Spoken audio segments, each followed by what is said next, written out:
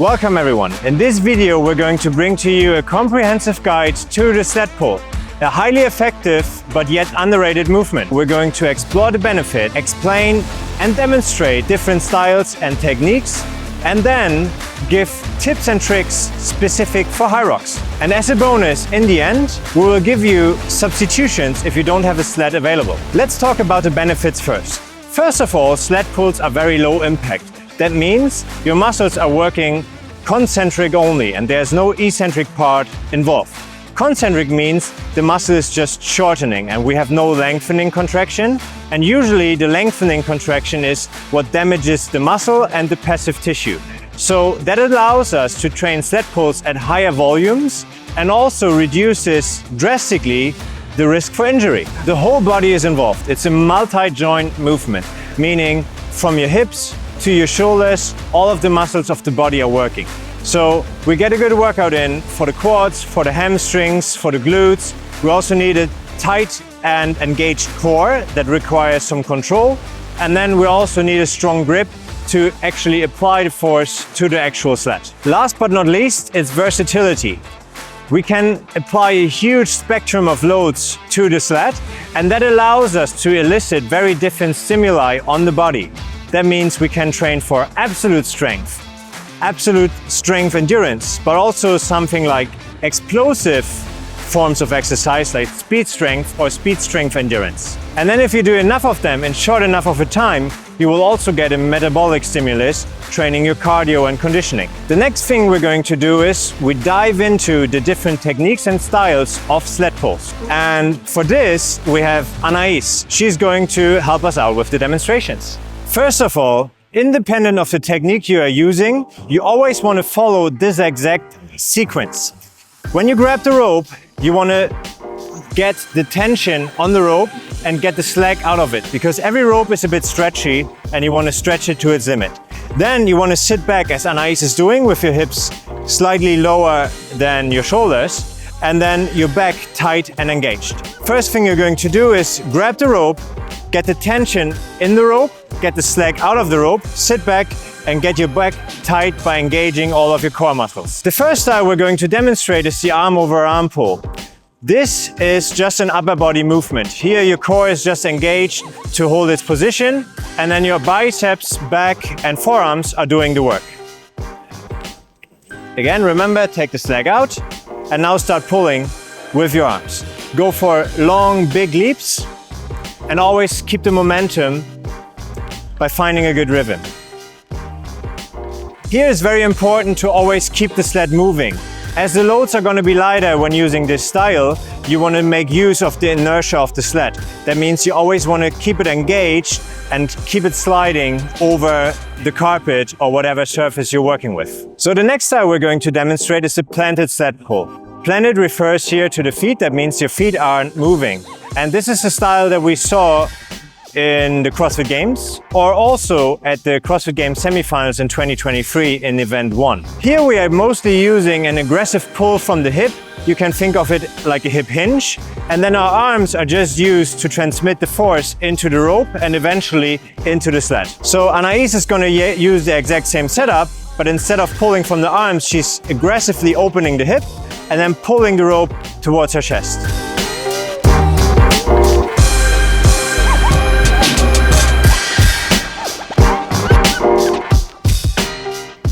As you could see, it was more of a hip hinge movement than it was an upper body pull.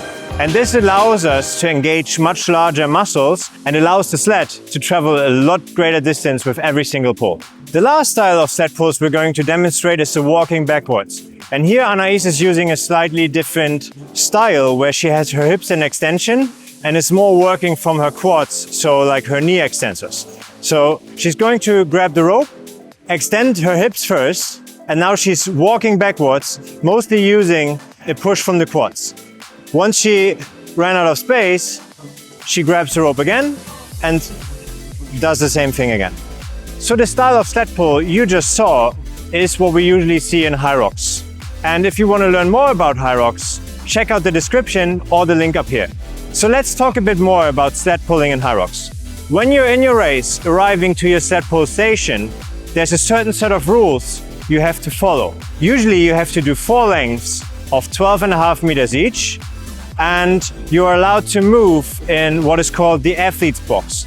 The athlete's box is a marked area of 2 meters that you are not allowed to leave during your pull. As with every other competition, we would highly recommend that you check out the Hyrox rulebook, which we have a link for in the description, as it is changing every single year, just to make sure you don't get any penalties and lose valuable time on your race. So what we're going to talk about next is how to really dial in your sled pull performance for Hyrox so you don't lose valuable time. As many people would say, you can't win the race on the sled pull, you can definitely lose it. We want to use the technique where we walk back the sled, as it is the easiest. But for the specific Hyrox sequencing, we want to combine it with the hip dominant technique we showed as our second technique. So now Anais is going to demonstrate a well-orchestrated set of sequences that you should use during your next Hyrox race. So what we have set up now here is our athlete's box. It starts at 2 and it finishes at this line. So Anais is going to move in this particular area for the next sled pull. And we would recommend, for the sake of specificity, to always exactly train your sled pulls in that particular way if you do race-specific training. So the first thing of the sequence is Anais stepping up to the front of the line without overstepping. Then note that she has the rope to the side of her and not between her legs, as this is better for rope management later on. Then she's going to have a shoulder width stance, grab the rope so that it's like tight, and she pulls all of the slack out, and she's going to start with an aggressive opening of the hips and then starts walking back. For her, it's going to be exactly 4 steps as she just did.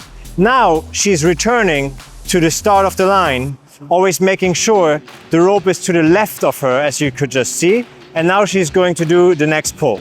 Hips extending, and now walking it back through a push through the quads.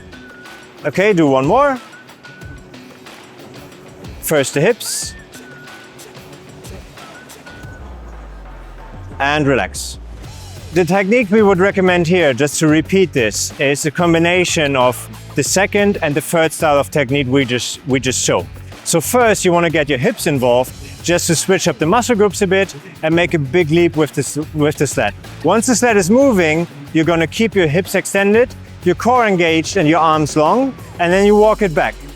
Just to avoid any penalties, try to always train with the 2 meter box, so you know exactly how many steps it is for you, as it might be very different from athlete to athlete. For some it might be 4, for others it might be 6 steps. So just to sum up the Hyrox sled pull, always move within your boundaries, which is the 2 meter athlete box. Then think about rope management. Where do you put the rope? We always recommend having the rope on one side of you, not between your legs, as that makes it a lot easier. Also, don't drop the rope to the floor. Always keep your hands on the rope, as it's just going to be more efficient and therefore more effective. Then the last thing is, use something that enhances your grip. At every Hyrox race you will usually find chalk, which is good to keep the hands dry, especially if they got a bit sweaty. But you could also use something like sweatbands to stop sweat entering the palm of your hand, or other like sticky agents you put in the palm of your hand, like resin, that gives you a bit more grip. Some athletes also like to use gloves. So if you want to try that out, get a set of gloves for training first and practice pulling the sled with gloves in training before you try it out in a race. There's no way really working around doing the sled pull to become very, very good at sled pulls. But if you don't have any sleds available, here are some things you could do to elicit a similar stimulus. The first thing we're going to do is to isolate the hip hinge component of the sled pull. And an excellent exercise to do so is the Romanian deadlift, if you want to work more towards the absolute strength spectrum, or power cleans, if you want to be more on the explosive side. When doing the Romanian deadlift, we usually start from the top, as Anais is doing right now. And then focus on isolating the hip. That means we want to push the hips back and keep our shins vertical to the floor, so we really load our hamstrings and back as we would doing the sled pull. This is something we would usually do for 5 to 10 reps. 2 more.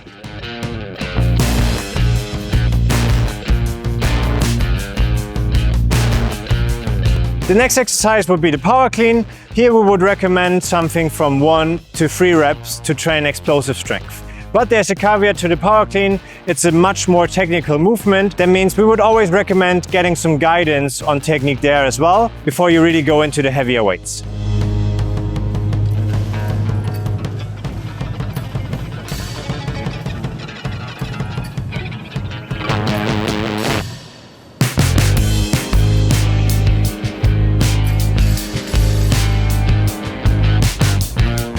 Then with the power clean, we have a much more explosive hip hinge movement as we have with the sled pull, and there's also some upper body pulling involved. That means we have to hang on to the barbell and control it to the shoulder.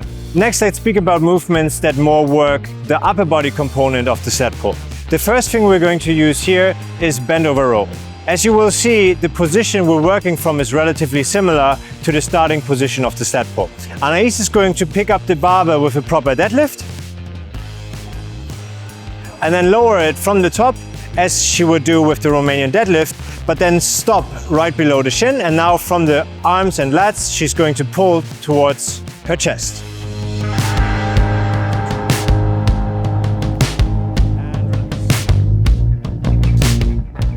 This is a great exercise to work the upper body pulling musculature while keeping the core engaged and stable, as we would see during the arm over arm sled pull. For variation, this exercise could also be with dumbbells, also in an alternating fashion where we would call it the seesaw row. This is what Anais is going to demonstrate now. So the starting position is going to be the exact same, and we're going to alternate as we pull.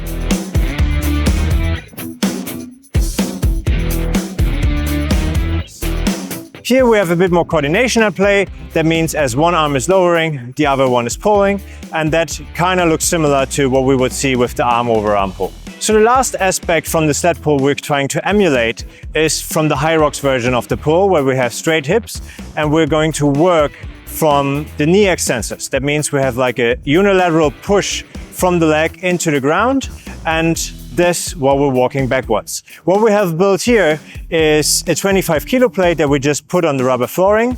Then we put a dumbbell on top, and we've looped through the plate a strap that you would usually find for the rings. So Anais is going to lean back and just push from the legs. And relax. Now you know everything you need to know about sled pulls, how to integrate them into your training properly, and how to execute in your next Hyrox race. Remember, if you're interested in Hyrox, you will find our Hyrox course linked in the description.